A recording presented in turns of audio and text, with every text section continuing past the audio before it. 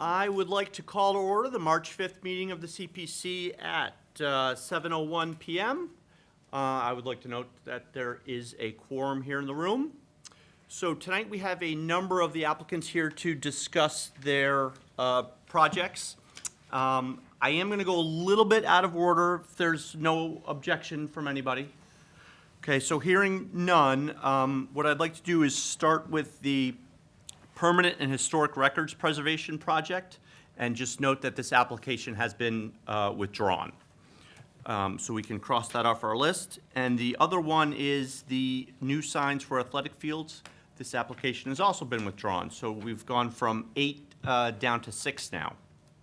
So seeing as our esteemed town manager is here tonight, I'd like to move the Schofield Mill up to number 1, please. So Melissa, if you're ready, willing, and able, you're welcome. So just to refresh everybody's memory, this is the Little Red thrift shop down at the corner of Main and Sutton. And as CJ can attest, the Historic Commission unanimously supports this application, right? Correct. Good. All right, Madam Town Manager, when you are ready. Working not that long ago, so hopefully it will come back. Let's see. Look at that. Technology's amazing, isn't it? Boom. All right. So I did leave not these slides, which is just a summary. Oh wait, that was cute too. You got everything? Oh, sorry, Let me see my John. kids, that happens. Good timing. That's okay. Thank you. I'm Melissa Rodriguez, new town manager, for those of you that I haven't met. Thank you for having me here tonight. I did leave you a packet with some history and description of the building and the issues that we are having currently, as well as some photos and the structural engineer's report, which I'm not sure if you had yet. I'm going to quickly run through these slides so that you have the information in an easily digestible way, and so that folks at home can follow along with us as well. So just the history of the Schofield Mill. It's a town-owned building located on Sutton Street. Again, it's the little red one right at the end. It was purchased in 1802 by James Schofield. The mill originally consisted of a small building that stored, and I apologize for the typo there, a carding machine as well as a dwelling house.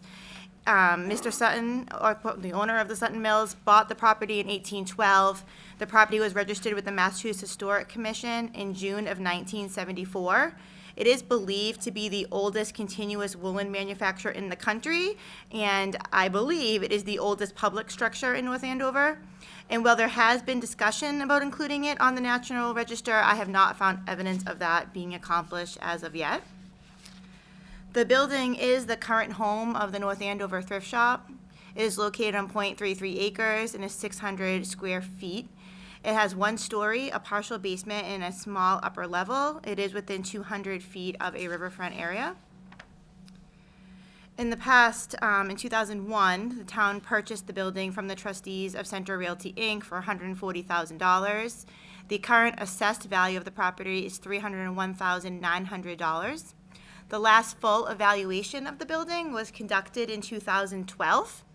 In 2014, the town used CPC funding to complete the following repairs, which included roof replacement, new gutters, sill and foundation repair, new siding, exterior painting, new windows and front door, insulation, and minor exterior grading. That appropriation was for $130,000, and the town spent $62,000. I believe that the CPC has reverted that funding. Basically, that money was for building envelope repairs. A little history of the thrift shop. In 1997, town meeting voted to accept a gift of land from the Community Center Incorporated, which became the home of the North Andover Thrift Shop at the time. It was located in the old center, adjacent to the Red Barn. In 2000, the thrift shop was damaged in a fire and the building was demolished. In 2001, town meeting voted to use the insurance funds from the fire to purchase new space. The town purchased the mill, issued an RFP for a thrift shop, and entered into a lease with the thrift shop around the early 2000s. The current issue is that when I came to town over the winter, I realized that a valid lease execution had not been executed, and so I contacted the thrift shop in order to execute that lease extension. Before signing any lease extensions, I always request an inspection so that we can document the existing conditions. In January, the Fire, Building, and Facilities Department completed an inspection of the building and reported back to me that there were structural issues, namely insect damage, that required immediate attention. They also noted some fire code and electrical issues as well. Upon reviewing those findings, the building inspector deemed the structure unsafe. The building was closed, and the town sought the services of a structural engineer, whose report you have. The structural engineer reported that based on a visual inspection, many of the joists have minor to heavy dry rot and insect damage, with one joint having substantial rot. The main beam adjacent to the fieldstone foundation had moderate to heavy dry rot with insect damage, approximately 100% section loss, which is at the end bearing. That damage was actually caused by powder post beetles, which I know a lot about now, so if anyone has any questions, I'm happy to educate them on those as well. Powder post beetles, who knew, right? This is one of the pictures of the damage. So this is one of the ones with the mild damage. This is a picture of the extensive damage that we have discovered. So next steps. We are stabilizing the building temporarily so that we can remove the thrift shop's belongings. We were hiring movers to move those out for them because we do not want residents in the building at this time.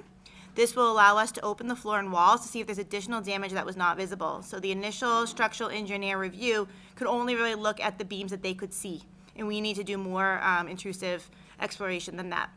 Then we will get a cost estimate for repairs. Those things are ongoing right now. So today, Steve got in contact with me about finding a storage unit for their items. We're moving forward on that. We believe this can all be accomplished prior to town meeting, while it is a little bit of an aggressive timeline. And our request is $200,000 as a little bit of a placeholder at this point from the Community Preservation Commission in order to fund these repairs to this historic building. Great. Thank you. Thank you very much. Does anybody have any questions? John? I guess the question that I would have is, I guess, first of all, an observation. Understand that this is linked with the thrift shop, but to some degree, our decision is separate from that. In other words, if this were not available for the thrift shop, the town would have to find another place for it. So I think they're separate decisions. But I think that, I guess the question I would ask is, 3 or 4 years ago, when we invested a fair amount of money in this, how come we didn't know this was a problem then? That's, you know, and I'm not trying to put you on the spot, but I think it's a fair question as part of our due diligence. The other question I would have is, let's assume we do this all.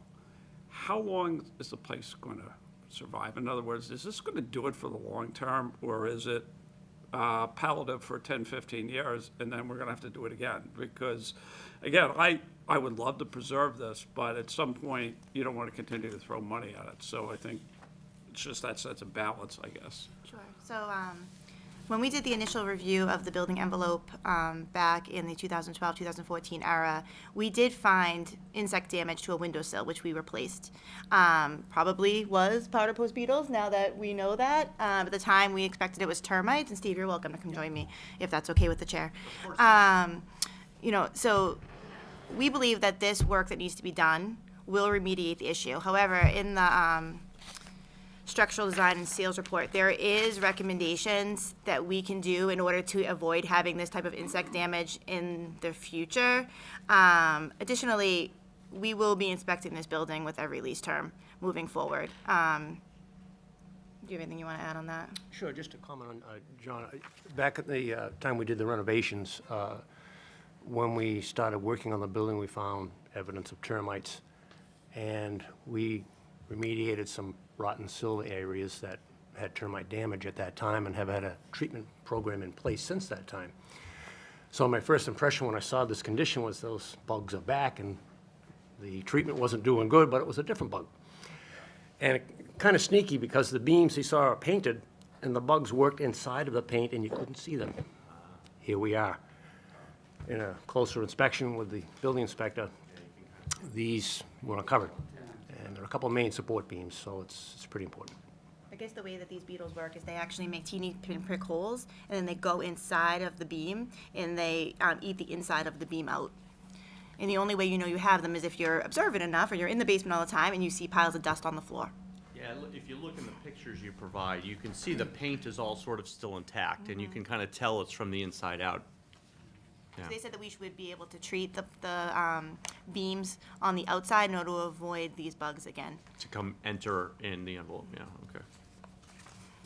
Before we, I want to just make a point, not a question, but, growing up here, going by that building, not really knowing what it was, and then years later finding out what it was, I kind of look at that thing and I say, we wouldn't be here probably if somebody didn't plant that there. This is where it all started. This is where we came from, right? There wouldn't be a Lawrence, there wouldn't be a Stevens Mill, there wouldn't be, none of this would have ever happened if the Schofields didn't come there and build that building, So, I mean, for who we are, I think we have to try and preserve that building. That's just my feelings. Anybody else? Hey, a quick question. Yeah. So is the plan, maybe I'm not reading this correctly, the plan to try and restore it historically or structurally to today's standard since it's really kind of not seen? We would restore it structurally to today's standards for the beams. But any changes that we would make to the building or the outside of the building would certainly be done in the historic nature. Okay. Anybody else? Okay, thank you. Thank you for having me. I appreciate the time. Thank you. Maybe we could have you come back after all of this and talk about how you envision CPC working with the town. in I'd the be happy future. to. I'd be thrilled. Okay, that'd be Thank great. you. Actually, hold on. Do you mind staying for one more thing? I do not. Because the next thing that we're gonna go to is the playground master plan. Sure. Lori usually comes in and Okay. talks about that. I don't know that we have too many questions, but I know that we do have one, so if you don't mind. Sure, of course, I I'm know happy to. we didn't really prepare you for that, That's for okay. that, but, so, I know Laurie, though. yeah. Well, she decided to take vacation this I week, how dare she? You shouldn't have approved that. Okay, so next, with no objection, I'd like to move to the playground master plan, which this year would be Applin and Stevens Pond. Speaking for myself, and I think for the general committee, I think we're okay with that. We've been approving this plan for a while. I think sort of the one question that came up when we talked about this application, our last meeting, was that we wanted to make sure that the plan for replacement going forward is included in the capital budget. That was sort of the plan as we understood it, that we'd sort of get these things up and running, but the further replacement would then be included in the capital budget. I don't, if anybody else wants to explain that better or differently. No, go ahead, Terry. No, that was with Andrew. He came in when he wanted to put aside so much money each year for repair of equipment, but in the master plan, so much going forward that when the first one we did comes due to be done again, there would be money there to replace it. Is that still a plan? So basically, the way that I'm understanding is that CPC would take care of the really major repairs and do this playground plan, the 5-year plan, and then moving forward, we'd be in charge of maintenance? Yep. Yes, then I can commit to that. Okay. Thank you. And I'm very supportive of all of the people behind me who have been working very hard on their projects as well. Thank you very much. Thank you. Yeah, just, what is this, after this year, is there anything left? I think they said Thompson. Yeah, I think Thompson and the ECC, I think Okay. is the last two, I believe. Last two, okay. And the only other observation I would make is that this was true in the early schools that did it, but that there was always an element of, we're not going to say local governance associated with it, so that there was a committee, a group of people. I mean, I think probably, every one of the schools that did it, in some cases, they raised additional money on their own, but they decided as a group, as a team, of what to do it. And I was wondering if we're going to keep that model for these two, because I think it's an important aspect to it. And Terry, I know we've had some big successes that way. Yeah. And Laurie's done a good job of pulling, like when she did Drummond and some of these, she's pulled together a committee and she's done it. So I'm sure her plan is, and I would like to see that, like John said, that it's worked out really well for us. That will continue, Yeah, yes. good. They've already having those conversations. Thank you. Thank you. Thank you very much. Thank you. All right, then next, I would like to move to the two Stevens Estate restoration applications, if we could. I think we have Joanna Oletta, right? Okay, who is the director of Stevens Estate here tonight. So if we could start with the Stevens Estate restoration and repair of the David Neal artwork, I think that would be Terrific, okay? Absolutely. Okay, I thanks. just want to correct the record. My last name is Collentine, which Oh. is my maiden name. Oh, so sorry about that. that's fine, yeah. It takes a long time to filter through. Yep. First of all, I just wanted to make a comment on the question that was raised last time I spoke with my director, Andrew Shapiro, regarding the plans of the Long-Term Planning Committee and kind of where they stand with it. And I was cleared to say this to you through Andrew and obviously with the with the input of the town manager, that the likely outcome will be that the town will maintain ownership of the property, the mansion, including whatever is in the mansion, no matter what happens with any changes in the future. So that kind of illustrates where the town stands on it. Thanks. And then in terms of both of the projects, I wanted to add a little context because I've been doing some research. And I think having this information in front of you, in addition to the information that I've presented to you, I'm sorry I didn't have enough pieces of paper, but I printed out some information pertinent to the David Neal painting. There is an original painting in the Los Angeles Museum County of Art, so using that as a basis for starting to determine the value of the painting was kind of one position that I started with, but another position was with the value of the estate and of the mansion in particular. So I put a couple of pages together, and I hope you don't mind me reading them to you, just to give this context that I think is important in any decisions. So the mansion at Osgood Hill was designed by the renowned architects Hartwell and Richardson. We know this information. The grounds were designed by Ernest Bowditch. The house was finished in 1886. The town purchased the estate in the late 1990s. And this much we know, and the rest is kind of history. But there's always been something else whenever you go to the Stevens estate and you think, what is it about this amazing place? This is an incredible place. So I have undertaken my own research in a light way to kind of go back and find a little bit more information about the history and things that might relate to it.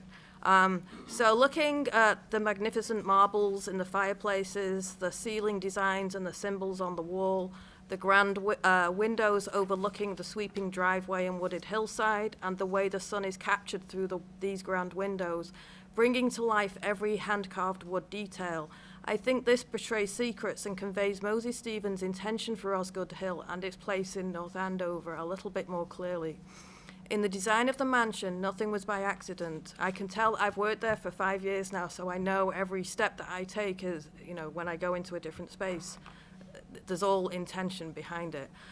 Every room, every color, every flower, and every leaf depicted on the carvings, the choice of marble, the placement of windows and the turret, the location of the house on its east-west axis. There is a significant gap in the knowledge we have of Moses' intention behind Osgood Hill, behind the possible preservation of the land for the town for the future, if this was his intention. Clearly, he wanted to build something magnificent for his family, using the property that he had, and perhaps his consideration was the preservation of the land next to the lake for the town in the future. But a grand family house and beautiful outbuildings, 153 acres, and one of the most finest location in North Andover, could have taken any shape or form. It doesn't represent North Andover in any traditional way. So that led me to the question of what was Moses Stevens trying to achieve. We know of the Stevens family and of Moses himself. We know that they played a prominent role in the evolution of the town. We know he was concerned with the well-being of the citizens and their role in this young country at the time. The family, we know, donated the funds to create the Stevens Memorial Library, as we know, and understanding the need for an educated population in town. The late 1800s were a time of great upheaval, an age of big ideas, the fear of machinery taking over from cottage industries, and the decline of craft skills created much opportunity for the connected and wealthy, but also difficult economic conditions for the rest of us. The highbrow intellectual scene of social commentators, politicians, literary greats, artists, and philosophers were joined by industrialists and leading icons over dinner in grand settings around the world to converse over philosophy, argue over politics, and share ideas for a better future. Moses would likely have experienced such grand occasions, rubbing elbows and breaking bread with such people as Mark Twain, John Ruskin, James Whistler, and Henry James in intimate, exclusive settings from New York to Paris. Did Moses Stevens want North Andover to be such a grand setting for these kind of occasions? Heated debates, passionate commentary, and enlightened discussion needed a place of grandeur, a place separate from where we are today, and a place of beauty fitting for such behemoths and such big conversations and big ideas. This led me to the aesthetic movement. And I basically found two sections that you can reference yourself. The first one is from the Philosophy of Art in the Encyclopedia Britannica, and the second one is in Wikipedia, and I'll be happy to share my pages with you just so you can have this information for yourself. So the aesthetic movement, diametrically opposed to the moralistic view that was prevalent in the 1800s, was aestheticism. The view that instead of art and everything else being the handmaiden of morality, morality and everything else should be the handmaiden of art. The proponents of this view held that the experience of art is the most intense and pervasive experience available in human life, and that nothing should be allowed to interfere with it. If it conflicts with morality, so much the worse for morality. And if the masses fail to appreciate it or receive the experience it has to offer, so much for the worse for the masses. The vital intensity of the aesthetic experience is the paramount goal in human life. So that's the philosophy of aestheticism. I move on to a Wikipedia article now, which tells it in more basic terms. Aesthetic movement decor was similar to the corresponding writing style in that it was about sensuality and nature. Nature themes often appear in furniture of this type of construction. A typical aesthetic feature is the gilded carved flower or the stylized peacock feather. Colored paintings of birds or flowers are often seen. Aesthetic movement furniture may have realistic-looking three-dimensional like renditions of birds or flowers carved into the wood. Contrasting with the ebonized gilt furniture is the use of blue and white porcelain for china. I know that there were adults in town that when they were children, they were finding pieces of blue and white china in the lot behind the Stevens estate, and they still, recall that story today. Similar themes of peacock feathers and nature will be used in blue and white tones on dinnerware and other crockery. It is reported that Oscar Wilde used aesthetic decorations during his youth. This aspect of the movement was also satirized in Punch magazine. This gets to the really important part of the story in my estimation. In 1882-83, Oscar Wilde visited the United States and Canada, visiting over 50 cities and lecturing on aestheticism to thousands of people, one of his lectures being The House Beautiful. This particular lecture featured the early aesthetic art movement, also known as the ornamental aesthetic art style, where local flora and fauna were celebrated as beautiful and textured layered ceilings were popular. An example of this can be seen in the Annandale National Historic Site in Ontario in Canada. That house was built in 1882 and was influenced by Oscar Wilde's lectures. Since the aesthetic art movement was only prevalent from about 1880 to the mid-1890s, there are not many surviving examples of this particular style. There was no more prominent athlete who lived and breathed aestheticism as audaciously as Oscar Wilde. First lecturing on clothing and fashion design, Oscar Wilde returned to Boston 3 times to lecture on the movement between 1882 and 1883, and his lectures had strong reviews in the Globe and the Herald at the time. Oscar Wilde, during that time, also picked a Boston-based publisher, James R. Osgood, to publish his first book. Osgood was also the publisher of Mark Twain's stories. In articles and letters, Wilde wrote of his experiences during his North American lecture series and described how he and his lecture were received with excitement and passion from town elders and business magnates alike, who corralled around him after these events and asked his advice on aesthetic design, big plans for town museums and schools of handicraft that he wished to see around the country for the benefit and enrichment of all. Even without finding Moses Stevens' program or ticket from one or two of these events in the Historical Society archives, every room of the mansion shares a secret, a detail, a feature, a material, or the all-encompassing experience of aesthetic beauty that we have all experienced when the sun shines at the Stevens estate. I won't bore you with the quotes, but I've got probably 30 or 40 quotes I picked out from different versions of his lecture tour that relate to specific features in at the Stevens estate, in the mansion specifically, but also in the grounds, the gatehouse, etc. So notice that there is only one painting that was integral to the house that we know of. It was not intended to be moved, but it was not intended to be just a painting with a dollar value added to it. The David Neal painting is simply a symbol of the larger piece of art that is the Stevens estate. It was not intended to be moved. Indeed, you would have to break the stained glass window that was paid for with CBC funds to take out the picture. The mansion on Osgood Hill is one of the finest examples of intact aesthetic movement design that exists, period. Oh, and why don't we know this hidden part of the story? Well, I believe that hidden part of the story goes back to Oscar Wilde. Within 6 or 7 years of the house being built, he was enwrapped in all of this scandal relating to his personal life, and nobody talked about him again. So that could possibly be the missing link between Moses Stevens and the purpose behind Osgood Hill. And I really do think it presents what we're talking about in terms of the value of the painting. David Neal was, he was from Lowell, as we know, and was an associate of James Whistler, who was also one of the leading figures of the aesthetic movement. So there are so many connections that I think that background needed to be heard, first of all, in relation to these two projects, but I think with more digging, we can certainly find out more to support it in a bigger sense, in the big picture. Thank you very much. Thank you. I have a few questions before I open it up, if you don't mind. Absolutely, yeah. Why now on the David Neal painting? Well, I tried to request it a year ago. I've only been at the Stevens estate 5 years, so I tried to request the work through CPC last year, and then I was asked to put it off for a year. So I see no time like the present now to kind of move forward with such an invigorating project for the Stevens estate. Okay, but is there, I mean, is it materially degraded?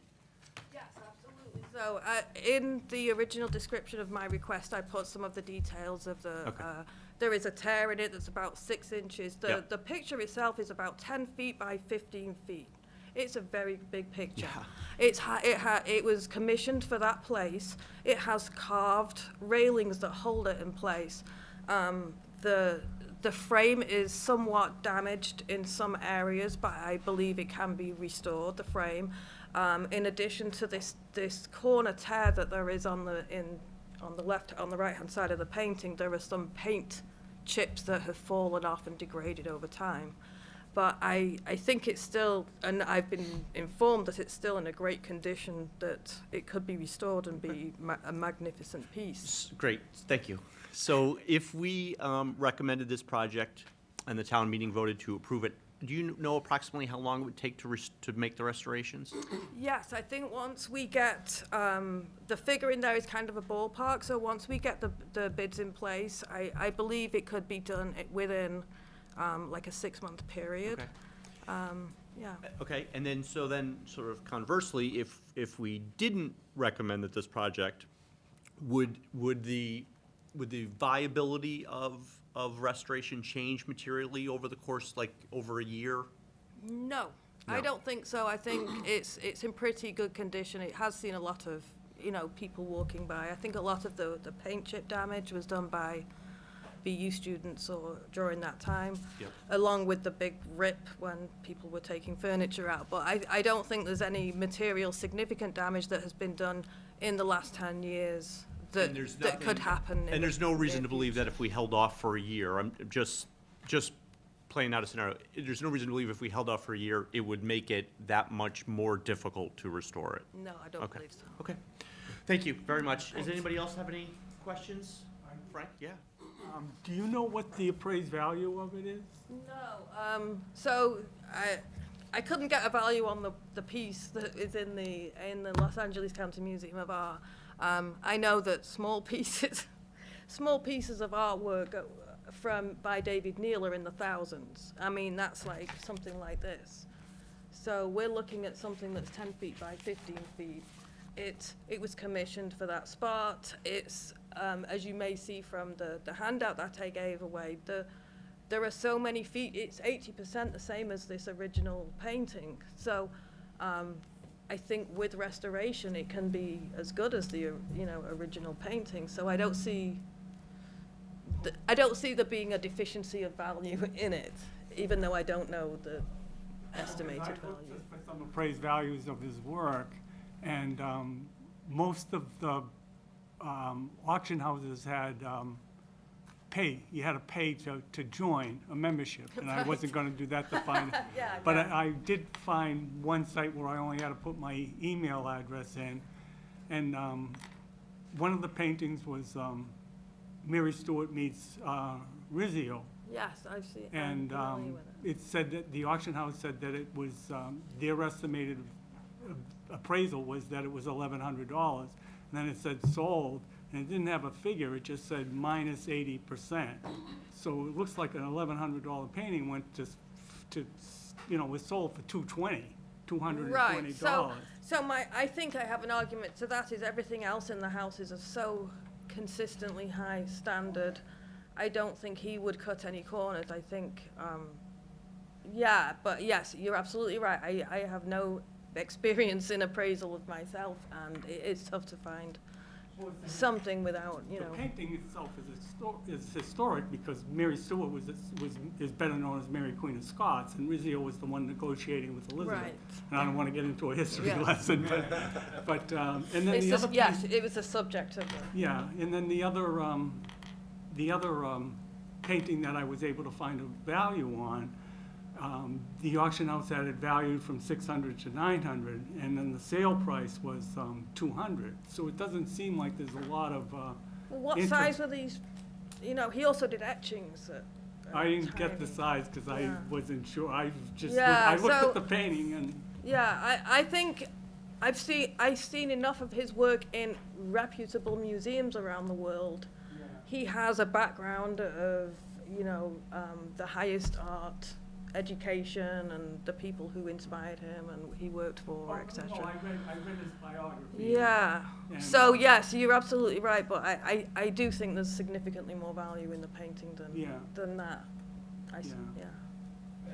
It'd be very interesting to find out. I wonder, why don't maybe, like Phillips Academy has a very sort of renowned, why don't we have an art historian come in and take a look at it? Yeah, And, from Phillips, I that's a mean, great. it would be, or somebody, because I think we have to have some notional value of what it's Yes. worth, because, and we also have to have some notional value of how much it's really gonna cost to fix it. Well, I have, so the ballpark figures were figures that people gave to me. I've had two people come out, but obviously everybody says, Why not get somebody who's an expert that can, like Frank, I think, as an amateur, you did a great job, but we don't know. Yeah, but mean, I don't know when those paintings were Yeah. sold or anything. They could be worth more. They could have been sold in 2001, Yeah, and they're worth more now. but I'm It's just- sure there's somebody you can get as an art historian, even somebody at the university. But Phillips is the logical one for me, because it's so Absolutely. close, and it has, I think, a lot of period pieces are the same age, so, yeah. The Whistler Museum supposedly has 4 portraits that were done by David Neal. Okay. and they also have their own appraisal service, but I can't drive, so I wasn't going to Lowell to see the Whistler Museum. Frank, you keep saying you're an amateur. I'm starting to think you're underplaying your value here, man. No, think it just came up. semi-pro. Maybe semi-pro. Terry, do you have a question? Yeah, so I have a couple questions. One, I'm not really concerned about the value, only because I think it was made for that. You know, it goes with the property. But the question I do have is, to get this place up and running and making money and doing what we need to do with it, and this is great. I mean, I want to restore this type of stuff, but my first priority, and this is why I don't know what your question, where you were going with it, I'm really looking to do bathrooms, get this place to make more money at weddings and make it as desirable as possible. So if that picture is not gonna fall apart anymore right now, my number one thought was we should be working in the other direction. But that would be my thought. Thank you. I just wanted to add that we're in the process of finishing 5 bathrooms in 5 years. Oh, wow. Stephen's And, estate. you know, let me say again, in 5 years, you've done an amazing job up there. Thank you. Every single thing I've been up there, it's been wonderful. You do a fantastic job, and I love the passion you had when you were talking about this. That's why you belong there. Right. Thank And, you. so, Thanks. Deb? How many people have you interviewed for the restoration? Oh, for the painting, 2 right now. I've also reached out to 2 more organizations that I was recommended to reach out to a couple of weeks ago, so I'm waiting to meet with them and I'll have them come out. So I think if the understanding is to wait, I will have more time to answer these questions. We'll be able to search a little bit more and get some more people to take a look at it, because it's worth digging around to get some more information. Thank you. TJ? So, the opinions that you have gotten, are they 50,000, or is 50,000 just a number, like a placeholder, just to give you some room in case they come in higher? There are a couple of different pieces to it. First of all is actually getting somebody to come out and take a look at it and determine whether it needs to be taken away or it can be restored in place. So different people right now have said different things. But they've all come within that $50,000 range, significantly, I would say, $20,000 to $30,000 plus any delivery, pickup, delivery, return charges, things like that. I guess on that point, then, I'm a little confused. What's the proposal for treatment that's in the application that was $1,200? Am I misreading that? So that was actually for somebody to come out and assess it, okay. Take material swabs and things like that in order to figure out the best way to move forward. So I believe we would be incurring that charge to start with, and then we would get a more formal estimate of what the work is involved and whether, which company that would be doing it would require it to be taken away. I think the best thing is for it to be restored in place, so I believe that's where we would be looking to go forward.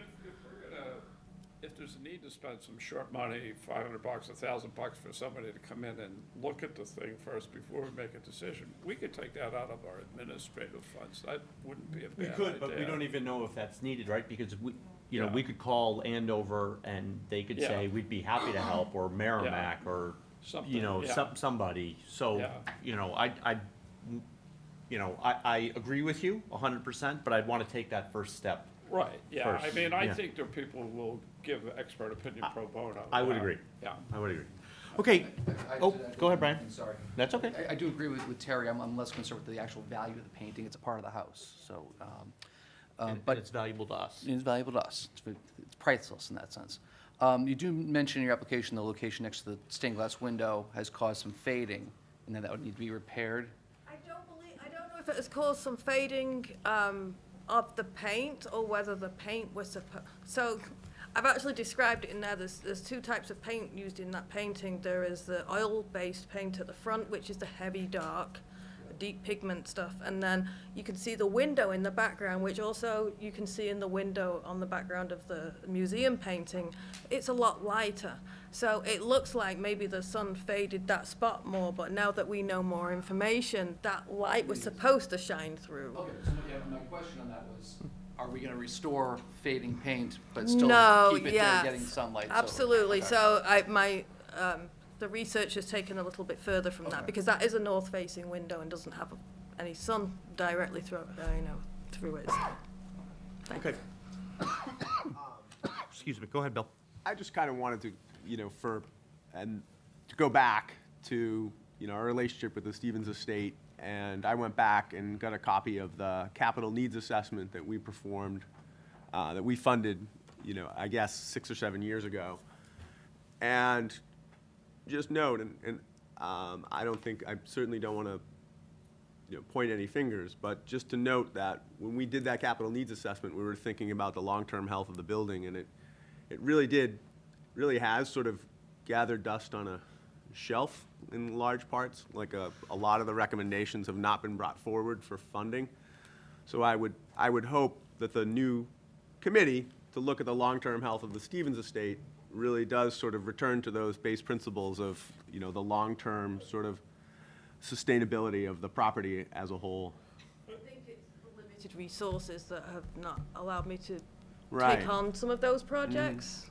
Because it's, yeah, they I have to. mean, my recollection is the top 3 or 4 things on the list get done, which are the high Yeah, I priority haven't, I don't, items. yeah. I mean, we should go back, you're right, we should go Yeah. back and check, because it's an entirely appropriate question, but Yeah, I I'd like to honestly see that too. thought that when my recollection is after we did the study, we funded the top 3 or 4 things on the list. So, in I fact, thought we there was a little had, bit more on sort of structure and cladding and so forth that did not get addressed. Obviously, there's some Was roof work. Steve, maybe Steve can answer that, I don't Yeah. know. Yeah. I can probably help you there. Yeah, thanks. Past few years, projects up there, and the projects have included a few things. There's new windows throughout, so top to bottom, we have new Marvin windows, custom-made for this place, and it's improved the appearance and also the air infiltration problem we had tremendously, so more energy efficient. We had a brick repointing masonry restoration project as well. They went around the entire building, repointed, repaired all the masonry on the main building. The other project we had was repairs and restoration of the slate roof, broken slates, replaced the skylight, gutters, downspouts, things like that. So those are a few of the major repairs that have happened in the fairly recent past. I think one of the big ones in there, though, was the boiler, wasn't it? I think, That's in the process right now. Yeah, we're there. Terry, that's the one queued up right now. Okay. So we're getting that ready for end of heating season. good. Good. Steve, if you don't mind staying, just in case anybody has any questions, the next one is the lighting, the Stevens Estate restoration, the original light fixtures. Yes. And not that you need to speak on it, but just in case we do, I figured if Sure. you just want Yeah. to stay there, so. I don't know if anybody has any questions on the lighting application, the restoration. If you could tell us how it's gonna enhance the halls or what? Yeah, so right now, this is to focus on the first floor. We have several, mostly original lights on the first floor. So we use this for events and people gatherings and things like that. So it limits the amount of light that is available, especially if some have gas fixtures still from the original fixtures. So in terms of safety, it would improve lighting and visibility inside the house, especially at night. And then just in terms of aesthetics, it's supposed to be a little bit lighter than it is right now. And we've done all of the basic, things that we need to do. We've moved over to LED lighting and things like that, but we can't get over the fact that we have these old wiring cases, and every time the electrician goes behind the wall, there's something else crumbling. But the lighting fixtures are the first aspect of this, and we would have original restorers actually working on the originals in place. And then the second piece of it is actually having the electrical contractor with the town come in and update some of the hardwire that goes to those. So what I've got in front of you is a few pictures throughout the first and second floor of the estate, and I'm going to speak more to the functional, technical aspects, and I'll let Joanna elaborate on where these are and what they do for her program here.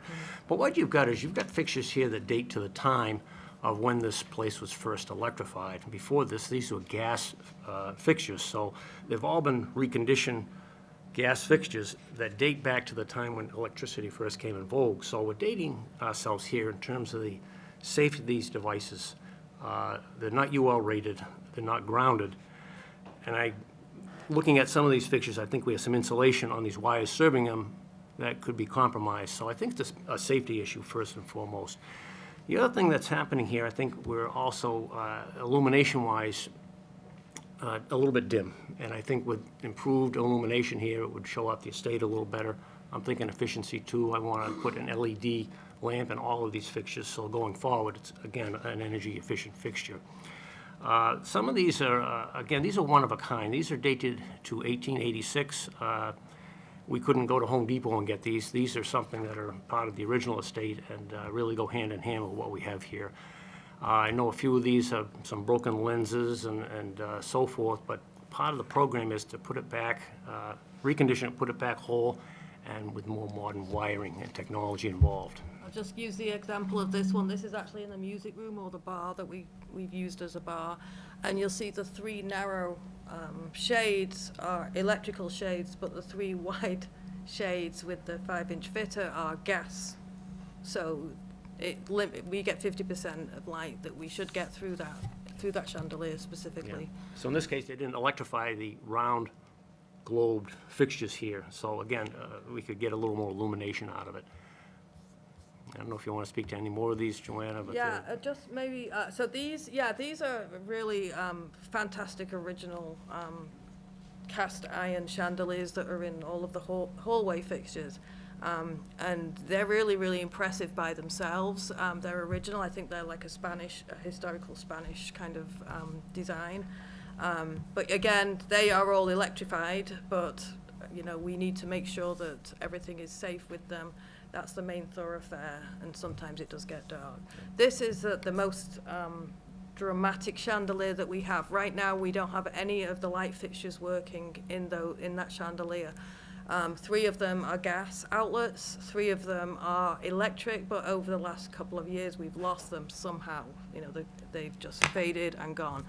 This chandelier and the 2 that are also, they're in the oak room. There are 2 sconces that are actually on the fireplace, but they must be worth at least $100,000 for the chandelier in that room. And these, they're just really, really incredible. You don't see anything like this anymore. So if you imagine the value that was built into the Stevens estate, the lighting fixtures are just another example of how much value there is in there. And I think because these are all original fixtures, they suit the house perfectly, and they should be part of the house moving forward. And it seems like it would make the ceilings look brighter, you know. It would make everything else look a lot better and safer. Anybody else have questions on this one?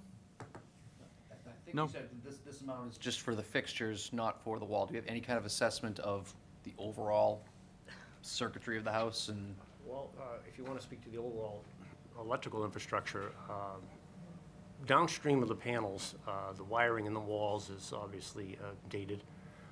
We've seen evidence of that as we've been renovating the toilet room, bathroom areas. That branch wiring, if you will, downstream from the panel, does need addressing. It's a major component of the restoration going forward, in my opinion.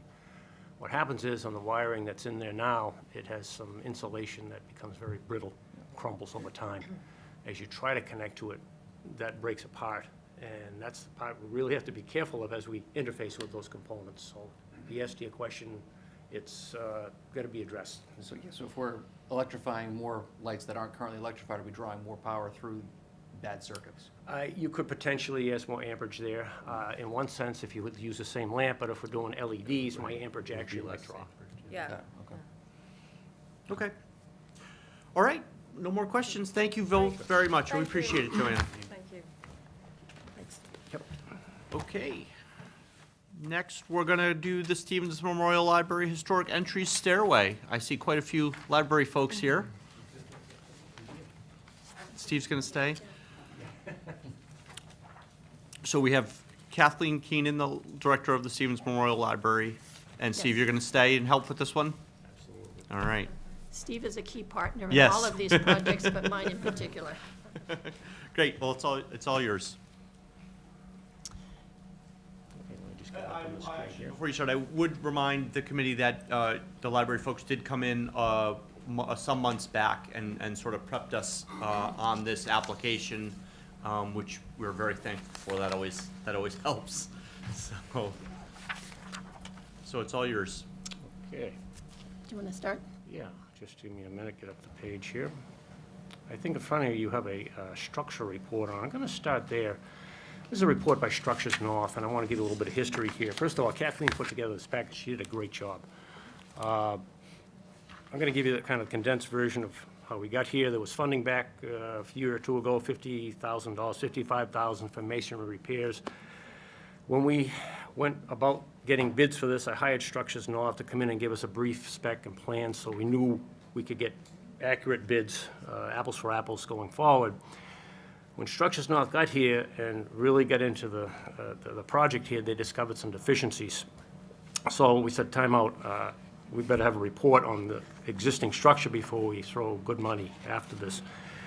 And this report is the outcome of that. They went through this existing stairs very thoroughly, and some items that came to light here started at the bottom of the first page and go on to the second page. But you can see some of the things here that the structural engineer is pointing out. There's some bad efflorescence. That's that white bloom you see on the masonry, large cracks, missing mortar, corroded lintels, failing barrel vault. It's pretty extensive here when you look at it, but the sum total here is, the recommendation is that you should deal with a complete restoration of this, reconstruction, if you will, and not put money into repairs, which would only last a few years. So at that, we said, okay, we got a different mission on our hands, and what we did was proceeded to have Structure North design a replacement stair. Shortly into the design, we realized this was getting expensive as well, and the price tag was going to, $500,000 and headed north. So we said, time out, we have to think about this. We kicked around a few ideas, and what we came up with was a scheme where we could eliminate the two stairs that flank the main stair and head down into the lower level. Code-wise, this was proven out by a study we did with a local architect that said the egress on the lower level is acceptable per code if we eliminate those. And this is important because what was happening was we were having to design a bridge, if you will, a stair that's a bridge. Well, now we've got a less expensive way of designing it, which is what the pricing now reflects, which is essentially a stair that's built on top of structural earth in the front area. And as you look from Main Street, we're going to reconstruct it in that you wouldn't know the difference because you really can't see the stairs that went down. Yeah. Those areas will be filled in. We'll make some sitting areas out there. So that value engineered decision got us around this $300,000 number we're talking about right now. So again, the existing stair is compromised.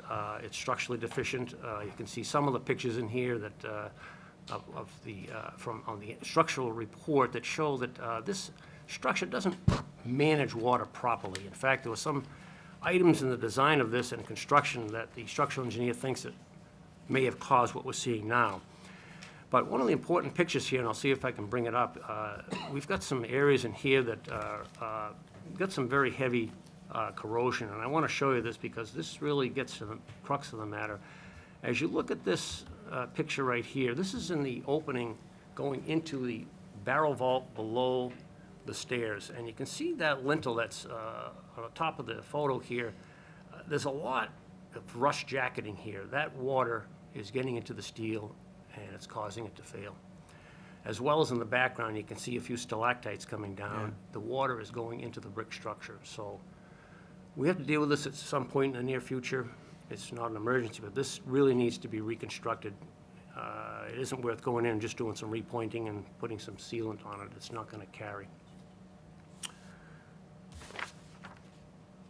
The only comment I have here in summary is I believe we put in $300,000 for this. where the market is right now, I'm seeing pricing come in higher than it has. And we might be wanting to think about $350,000 to carry this, just to be sure we have enough in our kitty. Only because I've seen market forces driving the numbers up in the construction area. In short, that's it. If there's questions more than that, I can answer them if you want to get into more detail. Okay, Brian, CJ? No? Deb? Terry? I just know, Steve, you put a lot of work into this. This has been a project you've been putting an awful lot of time in, and I think it's gonna be worthwhile. I've gone up there and looked at it quite a bit myself after talking to you, and I agree with the project, yeah. John? No, good. Bill? No, I would just agree, in the dealing with the commercial construction thing, I have seen inflation, well beyond sort of any regular factors, and I think, the worst thing we could probably do is get something started and have to stop midway, and that always becomes, more difficult and more costly, so I would agree with that. Yeah, we could. Okay, awesome. Thank you both very much, appreciate it. Okay, so the last one on the list is the Affordable Housing Trust. Unfortunately, Lori Burslaff, who's the chair of their committee, is on vacation, couldn't come in. So, I'd like to table that. I have a couple of questions on that. okay, I mean, okay, so we could do that. We do have to meet again next week so that we can vote and make our recommendations and pass them out to, so that I can go present them to the Board of Selectmen, I think at their Monday, March 16th meeting, which is the day they actually close the warrant. So we're right up against it. So, I mean, what we could do is we could ask Lori to come in on Tuesday, next Thursday, I'm sorry, and talk to us quickly then, if that's what the feeling is. I mean, it's kind of like, I think the real issue with them is what's their strategy, where are they going, what are they doing? I'm less concerned about the 100,000. So, That's exactly. So me too. That would be Yeah. where I would land. I mean, Yeah. I'm content with that. So, to the extent we want to schedule her after is fine by me too, which Yeah. I think would work. Well, I mean, if we're giving them 100 for their strategy to just put that in reserve until they find something 2 years from now, I don't know if I'm okay with that. Okay. Well, I see where you go.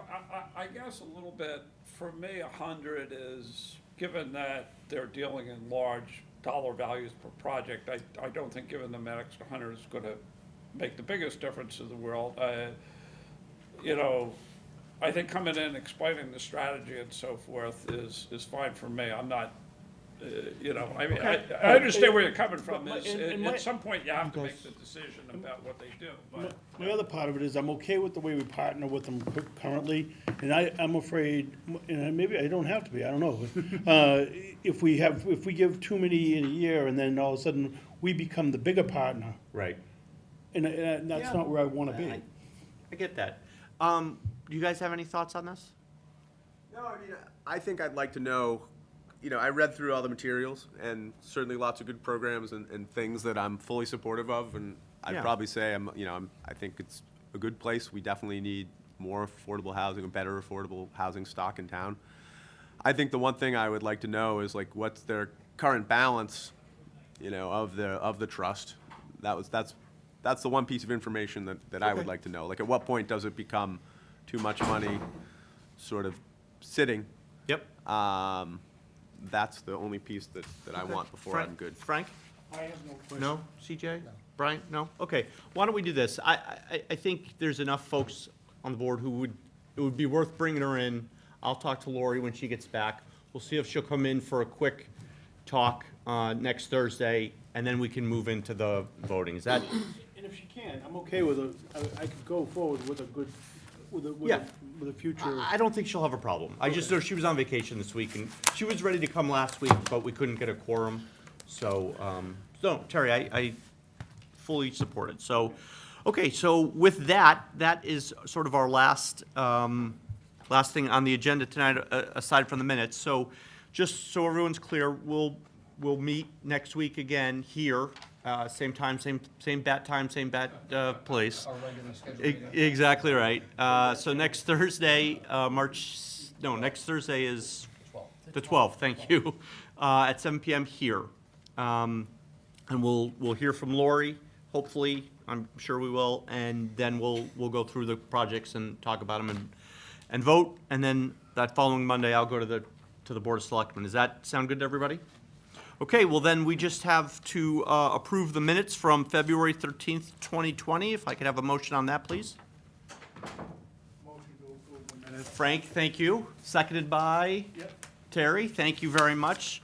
That's at 8:01 for the record. So all those in favor of accepting, wait a second, hold on. Frank, you were here, right? And Terry, okay, just making sure nobody absent was, yeah. Okay, so you were both here, so that's good. So, all in favor of accepting the minutes? Aye. Great, any opposed? Nay, okay, so then one final motion, please. John, motion to adjourn. Deb seconded at 8:02 PM. All those in favor? Aye. Any opposed? We are adjourned. Thank you very much, everybody.